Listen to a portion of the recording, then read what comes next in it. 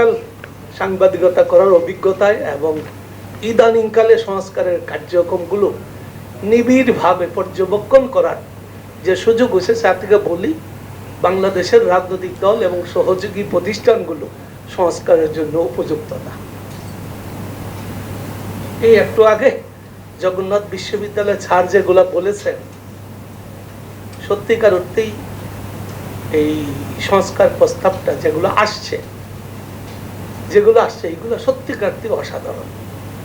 এটা বাংলাদেশে বাস্তবায়ন হবে না। আমরা তো কিছু ছোটখাটো বিষয় নিয়ে বসে আছি। হ্যাঁ, আমাদের এই ছোটখাটো বিষয়গুলো আসলে সমাধান হয়ে যাবে। আমাদের এই দীর্ঘদিনের অভিজ্ঞতা থেকে আমাদের মনে হচ্ছে কি যে বাংলাদেশে এই একটু আগে শারমিন একটা প্রতিবেদন পাঠ করছে আমাদের সাংবাদিকদের বিরুদ্ধে কাদের কাদের কি মামলা টামলা হয়েছে। আমাদের নিজেদেরই তো পর্যালোচনা নাই। আমাদের এই সাংবাদিকতার সবচেয়ে বড় সংকট এখন যেগুলো আছে, আমরা তো দুইটা, আমি আসলে বক্তৃতা বিচ্ছিন্ন হয়ে যাচ্ছে, দুইটা মাধ্যম বলছেন না, একটা হলো সম্প্রচার মাধ্যমের জন্য একটা এই প্রতিষ্ঠান হওয়া দরকার, আর একটা প্রিন্ট ভার্সনের জন্য একটা হওয়া উচিত। এখন তো আরেকটা হতে হবে, সামাজিক যোগাযোগ মাধ্যমের যে সাংবাদিকতা, তার জন্য এটা একটা কমিশন থাকবে।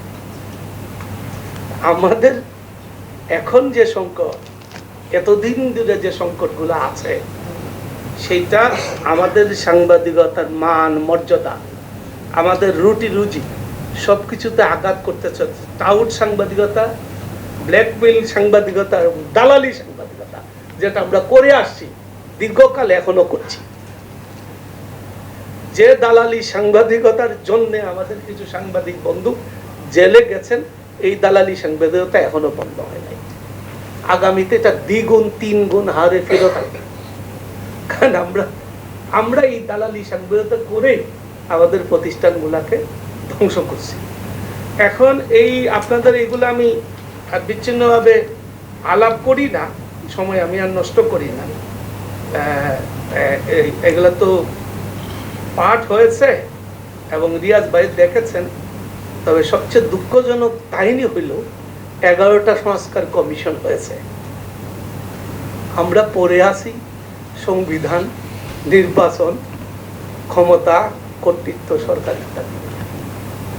বাকি যে সংস্কার, আমাদের যে প্রাতিষ্ঠানিক সংস্কার, এই যে আমাদের এই গণমাধ্যমের যে সংস্কার এবং অন্যান্য যে সংস্কারের প্রস্তাব আসছে, এগুলা নিয়ে ঐকমত্য কমিশন কথা বলার সুযোগই পায় নাই, সময়ই পায় নাই।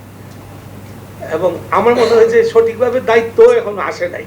কারণ হয়তো আসতো, কিন্তু ওই যে মূল কাজ, নির্বাচনের দিকে যাওয়া, সংবিধান সংশোধন করা, রাজনৈতিক প্রতিষ্ঠানগুলো ঠিক করা, প্রাতিষ্ঠানিক প্রতিষ্ঠানগুলোকে ঠিক করা, এগুলার মধ্যেই সমস্ত সময় চলিয়া গিয়াছে।